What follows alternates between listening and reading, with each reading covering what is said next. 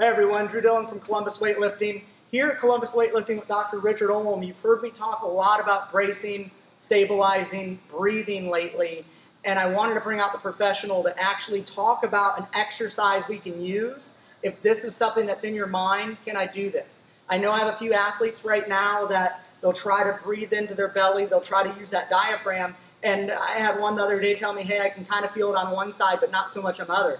Not uncommon, it's not an easy thing. So now I'm going to give it over to the professional. We're going to show you this exercise and give you something that you can actually take during the week and use to get better at this. All right, so as Drew's made reference to breathing or stabilizing with the diaphragm with that ideal stabilizing strategy that we always talk about, that's ideal, that's optimal, but it's also very, very difficult because more people than you think, especially in the athletic population, are locked into that extensor compression strategy where they're not really using the abdominal wall or the diaphragm the way that we describe all the time. So we want to show a basic exercise for the athletes and the coaches out there that want to learn how to do this, but maybe just can't do it when they get a bar on their back or they're trying to, pull a heavy clean from the floor. Sometimes you gotta crawl before you can walk. So we're gonna go over a real basic exercise right now. So we're gonna get him to land his back. He's gonna have his calves up on the bench. So scoot your butt down here a little bit. Now in the good position, he's going to have his hips flexed about 90 degrees, knees about 90 degrees, and this is a 3-month developmental position where we originally learned to integrate the diaphragm with the pelvic floor and the abdominal wall. This is where it started. So we want to go back here so that we can kind of kick on the right pattern.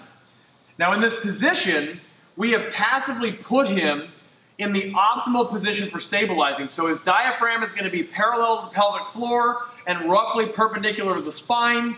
So now they can work together with the abdominal wall to generate that intra-abdominal pressure that we always talk about. So the first thing we have to do, there's going to be 3 different steps to this in terms of complexity.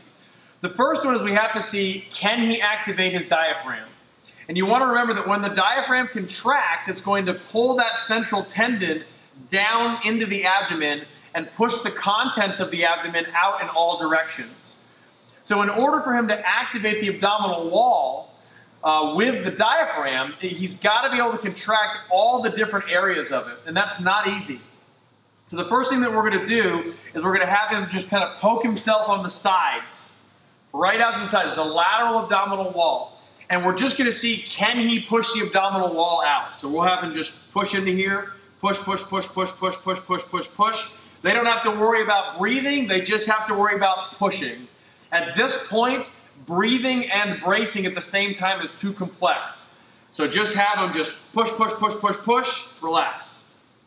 Push, push, push, push, push, relax. And we're seeing how crisply can he activate that abdominal wall, how far out can he push it, and once it's out there, how well does he lock it down to hold it into position. The next one's going to be the lower abdominal wall just below your belt line and just lateral to the rectus abdominis.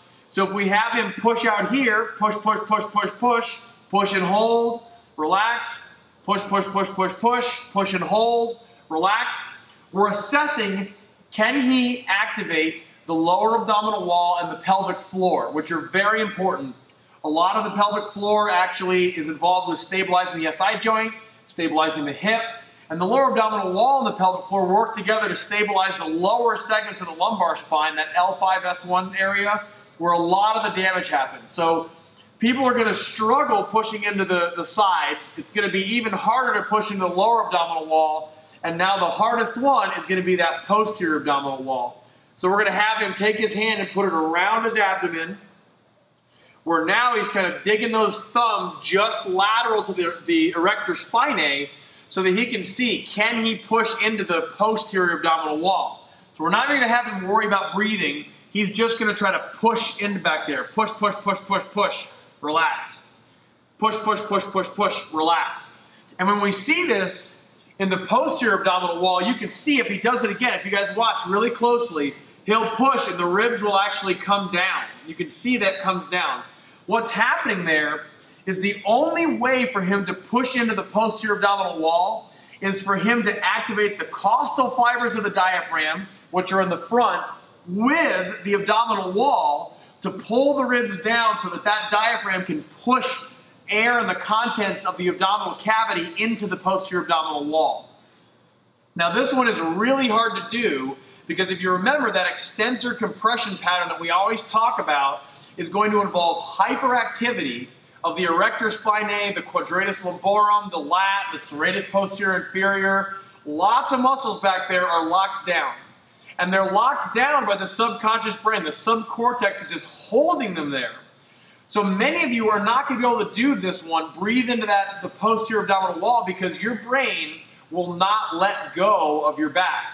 I call them back clenchers. It's like the jaw clencher. They don't even know that they're clenching their jaw because they're not thinking about it. So a lot of you guys are going to struggle with that one.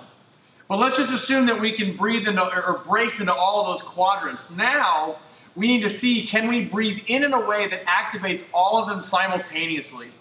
So if he holds his hands here, he can actually get the thumb into that posterior section, and his fingers will actually wrap around the front of his hip.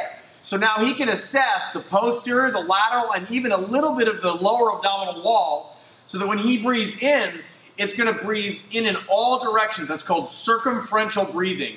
We don't want to just breathe into the belly. We want to breathe into the front, the back, the sides, and the lower, all simultaneously, to make sure that we have eccentrically activated the entire abdominal cylinder, which is what we need to do on the platform, with the bar on our back and all that stuff. So the second exercise is going to be breathing into your hands and then relaxing. Breathe in, relax. Breathe in, relax. We're not going to worry about holding any pressure yet. So now he's learned to push, so let's have him just go ahead and breathe into your hands. Breathe in, and then relax. And we notice that the first thing that moves is his abdomen. The second thing that moves is his chest. So go ahead and breathe in, and then relax.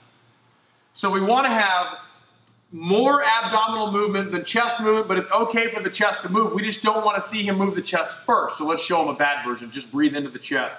That's breathing into the chest and a little bit into the belly. Then breathe out. A lot of you guys, what you're going to do is actually, you're going to breathe into the chest first and then push into the belly second. So that's him breathing into the chest, breathe in, breathe in, breathe in, and then as you breathe out, push into the belly. So that's activating the diaphragm, but it's doing it at the wrong time. We want to breathe into the belly as you're taking air in. So we'll have him breathe in and then have him relax. We're not worried about holding pressure at this point. That's the second exercise. You want to make sure that you can breathe into the lower abdominal wall, the lateral, the posterior, all at the same time. But can you take a breath in and activate all of them and then shut it off? Can you take a breath in and then shut it off? Now finally, the last one, so this is the third level of this basic exercise, is putting it all together. Can you breathe into your abdomen, and then as you breathe out, as you expire, can you utilize the abdominal wall to maintain intra-abdominal pressure even as you breathe out? And this is really hard. So we'll have him breathe into the abdominal wall, and then he's going to hold pressure there, and then as he breathes out, he's going to pull the ribs down, pull, pull, pull, pull, pull, maintaining the pressure here. He's going to hold for 3, 2, 1. Breathe into your belly, yes, and then breathe all the way out. Pull, pull, pull, pull, pull, pull, pull, pull, pull. Hold for 3, 2, 1, and relax. So this is a lot harder to do because maintaining intra-abdominal pressure as you breathe out is very, very difficult. But it's important because it's activating the abdominal wall. And that's how we hold at the bottom of that. We hold there for 3 seconds to make sure that the brain starts to learn how to use the abdominal wall in the stabilization process. So that exercise is really, really advanced. But if you can't do it in this 3-month position, you sure as hell can't do it with a bar on your back or in the middle of a clean. So for all of you, really probably anybody, but the ones that are struggling with this breathing into the abdominal wall and bracing like we described, flap on your back, put your legs up like this, and start practicing to use your diaphragm. Once you learn this, then we can start going into more advanced stuff that we're going to go over here in a little bit on how to stabilize correctly. So good luck.